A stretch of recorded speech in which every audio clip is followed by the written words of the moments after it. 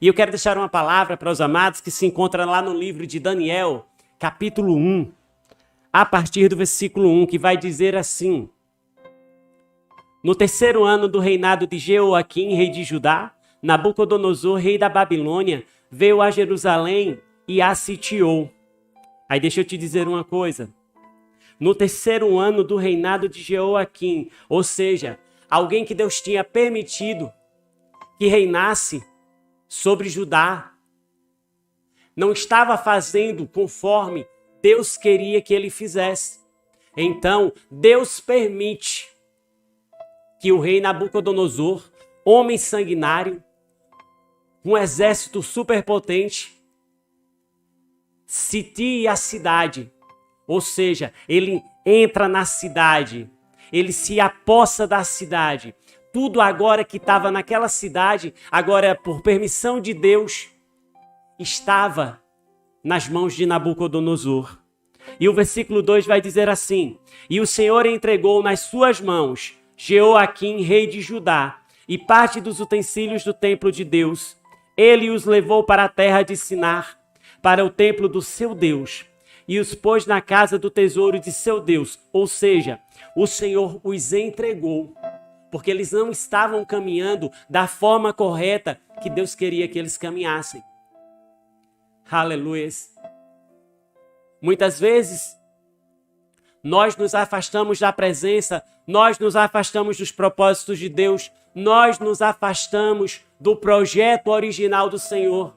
E quando nós nos afastamos, Deus permite que muitas coisas aconteçam, para que a gente entenda que sem Ele nós não somos nada, que sem Deus nós não podemos nada, que sem a presença nós não conseguimos caminhar, nós não conseguimos andar, nós não conseguimos vencer. E o rei Jeoaquim, ele estava soberbo, ele fazia conforme ele queria, independente dos profetas chegarem para ele e dizerem: Rei Jeoaquim, o Senhor manda dizer. Ele não escutava, ele não fazia o que o Senhor estava dizendo. Por isso Deus o entrega. Eita glória! E o versículo 3 vai dizer assim: Então o rei disse a Aspenaz, chefe dos eunucos, dos seus oficiais, que trouxesse alguns dos israelitas, da família real e dos nobres. Ou seja, Nabucodonosor fala com seu eunuco, Aspenaz, e diz: Olha, eu quero os melhores, eu quero aqueles que são mais sábios, são mais estudados, aqueles com que eu posso ter garantias no meu reino. Ou seja, Deus já estava trabalhando na vida dessas pessoas. Por quê? Porque o rei Jeoaquim, ele não estava nem aí com Deus. Ele coloca o seu reinado e toda Judá em apuros. Porém, Deus já estava trabalhando nesse negócio, como Deus já está trabalhando na sua vida. Você hoje não está entendendo, mas futuramente você vai entender que tudo teve um trabalhar de Deus, que tudo teve a potente mão de Deus. E o interessante é que Nabucodonosor diz: Olha, escolha os melhores, os mais estudados, os nobres, os especiais, porque eu quero esses no meu reino. Aí entenda. Aí sabe o que eu entendo com isso? O Senhor, ele está dizendo que você precisa a cada dia mais aprender, a cada dia mais tornar-se especial na presença, a cada dia mais ser notado. Notado por quem? Notado por Deus. Porque se eles não fossem especiais, se eles não tivessem estudo, se eles não fossem nobres, eles não seriam notados. E já era plano de Deus eles serem notados. Deus está trabalhando. Mesmo no silêncio, Deus está trabalhando. Mesmo na escuridão, Deus está trabalhando. Mesmo em tempos tortuosos, Deus está trabalhando. Meio em meio às tormentas, Deus está trabalhando. E o próximo versículo vai dizer assim: Jovens sem defeito algum, de boa aparência, dotados de sabedoria, inteligência e instrução, e com capacidade para servir no palácio do rei. E disse-lhe que lhes ensinasse a cultura e a língua dos babilônicos. Ou seja, eram jovens escolhidos para estar com Nabucodonosor. Aí deixa eu te dizer uma coisa nessa tarde. Você foi escolhido para ser herdeiro do céu. Você foi escolhido para morar nas mansões celestiais. Você foi escolhido para fazer parte do povo que vai morar no céu. Aleluias! E mesmo eles sendo dotados de tanto conhecimento, de tanta sabedoria, eles precisaram aprender os costumes da Babilônia, os costumes para poder servir bem a Nabucodonosor.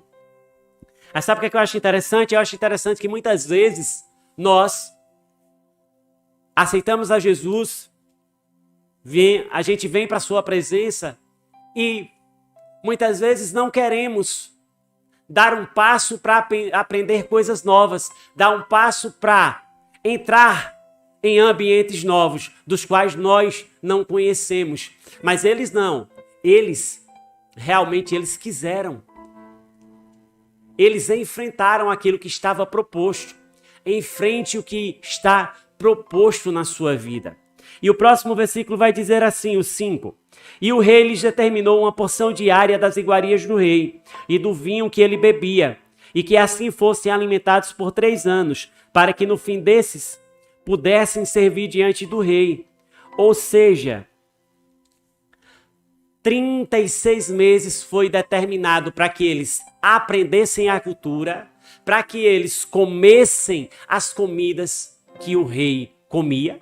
Ou seja, era um privilégio comer da mesma comida, beber do mesmo vinho que o rei bebia. Porém, aquilo que foi determinado para eles pelo rei era uma coisa. E o que foi determinado para a vida deles por Deus era outra. Nós precisamos entender que na vida nós fazemos escolhas. E essas escolhas determinarão se eu vou ser ou não vencedor. Se Deus vai ou não fazer parte da minha vida. Se eu carregarei a presença ou não. Aleluias. E o próximo versículo vai dizer assim. Entre eles se achavam alguns vindos de Judá. Daniel, Ananias, Misael e Azarias. E o chefe dos oficiais lhe deu outros nomes. A Daniel, Beltesazar. A Ananias, o de Sadraque. A Misael, de Mesaque. E a Azarias, de Abednego. Aí o versículo 8 vai dizer, porém Daniel decidiu não se contaminar com as porções diárias do rei. Eita glória! Se você prestou atenção no versículo que eu li, diz que Daniel decidiu não se contaminar. Não foi Deus que disse quando Daniel foi para Babilônia. Daniel, não se contamine. Deus não disse isso. Mas Daniel, por conhecer a Deus, por ser servo de Deus, por ter a presença de Deus, por ter vivido em Judá sobre os ensinamentos do Senhor, ele sabia que não poderia se contaminar com as iguarias do rei. Você sabe que você não deve se contaminar. Você sabe que você não deve postar, você sabe que você não deve ver, você sabe que você não deve compartilhar, porque você é diferente. Daniel e seus amigos eram diferentes, somos diferentes. E quem é diferente, Deus cuida. Quem decide adorar a Deus, Deus cuida. Quem decide sobre todas as coisas honrar a Deus, Deus cuida. Quem decide não entrar, não se contaminar, Deus cuida. E a continuação do versículo vai dizer assim: nem com o vinho que eles bebiam, então pediu permissão ao chefe dos oficiais para não se contaminar. Ou seja, ele decide, mas ele pede permissão. Ou seja, Deus deu estratégia, Deus deu sabedoria a Daniel. Deus vai te dar estratégia, Deus vai te dar sabedoria, Deus vai te dar discernimento daquilo que deve ser feito. Aí o próximo versículo vai dizer assim: Deus concedeu a Daniel misericórdia e compreensão da parte do chefe dos oficiais, mas o chefe dos oficiais disse a Daniel: tenham medo do meu senhor, o rei que determinou a vossa comida e a vossa bebida. Ou seja, o chefe dos oficiais estava dizendo assim: Daniel, eu até entendo o que você está me falando. Porém, eu não posso fazer isso, porque senão, se der algo errado, vai cair sobre mim, vai cair por cima de mim, pois vocês estão sobre a minha responsabilidade. Ou seja, Nabucodonosor tinha colocado todos os cativos sobre a responsabilidade de Aspenaz. Mas quando Deus está no negócio, quando nós temos um coração quebrantado, quando nós temos um coração contrito ao Senhor, Deus trabalha. Pode ter certeza que Deus está trabalhando nessa tarde. Aleluias. E vai dizer assim: se ele achar os vossos rostos mais abatidos do que os dos outros jovens da vossa idade, poreis minha cabeça em perigo diante do rei. Então Daniel disse ao encarregado, designado pelo chefe dos oficiais para cuidar de Daniel, Ananias, Misael e Azarias. Ou seja, Daniel negocia. Saiba negociar. Deus está te dando sabedoria. Deus está te dando entendimento nessa tarde. O versículo 12 vai dizer assim: peço-te que faças uma experiência com os teus servos por 10 dias, dando-nos apenas legumes para comer e água para beber. Eita glória! Quem tem a presença é ousado. Quem tem a presença sabe que Deus não vai decepcionar. Eita glória! De 12 meses, 3 anos, Daniel só estava pedindo 10 dias. Aí você está aí do outro lado dizendo: eu preciso de mais de 1 ano para poder fazer tal coisa. Eu preciso me especializar para fazer tal coisa. Eu preciso de dinheiro para fazer tal coisa. Mas aqui, Daniel precisou de apenas 10 dias. E ele disse: olha, me dá apenas 10 dias. Nestes 10 dias, nós vamos comer legumes e tomar água. Será que você, será que eu teríamos a mesma capacidade, fé e ousadia para fazer o que Daniel fez? Trocar as comidas, as iguarias do rei, o vinho do rei por legumes e água? Eita glória! Jesus disse que aquele que não renunciar ao mundo não pode, não vai morar no céu. Aquele que não carregar a sua cruz não será digno de Jesus.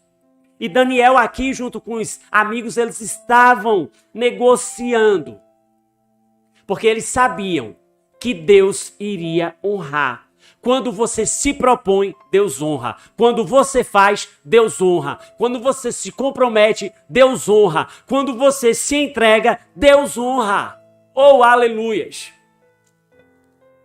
E o versículo 13 vai dizer assim: então, na tua presença, que a nossa aparência seja comparada com a dos outros jovens que comeram das iguarias do rei. E faze os teus servos de acordo com o que observares. Ou seja, Daniel estava dizendo: olha, em 10 dias, se a nossa aparência não for melhor do que a aparência de quem estiver comendo as comidas e bebendo o vinho do rei, a gente vai comer a comida do rei e a gente vai beber o vinho do rei. Mas nos dá 10 dias. Eita glória! Era o Senhor dizendo: Daniel, eu não preciso de 10 dias para te honrar, não. A partir do momento que tu está exercendo tua fé, eu já estou te honrando nesse momento. Você não precisa de 1 ano, não. Você só precisa ter determinação que Deus vai te honrar. Você só precisa ter fé que Ele vai te honrar. Você só precisa acreditar e fazer conforme Ele te mandou, que Ele vai te honrar.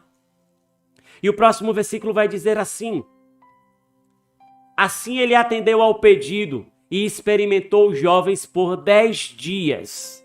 Ou seja, essa proposta era irrecusável. Era irrecusável por quê? Porque eles estavam fazendo mediante a presença de Deus. Quando Daniel faz essa proposta, Deus lá do céu diz: eita glória, meu servo, vou honrar, vou abençoar. Eu não pedi, mas ele decidiu. Eita glória. Deus está querendo ver o teu caráter nessa tarde. Deus está querendo ver como você vai se posicionar mediante as situações. Aleluias. E o próximo versículo vai dizer assim: passado 10 dias, a aparência deles era melhor e eles estavam mais nutridos do que todos os jovens que comiam das iguarias do rei. Oh, aleluias! Glória ao nome de Jesus. Sabe por que eles estavam nutridos? Porque eles tinham propósito. Sabe por que eles estavam nutridos? Porque eles tinham o joelho no chão. Sabe por que eles estavam nutridos? Porque a fé deles estava alicerçada em Jesus.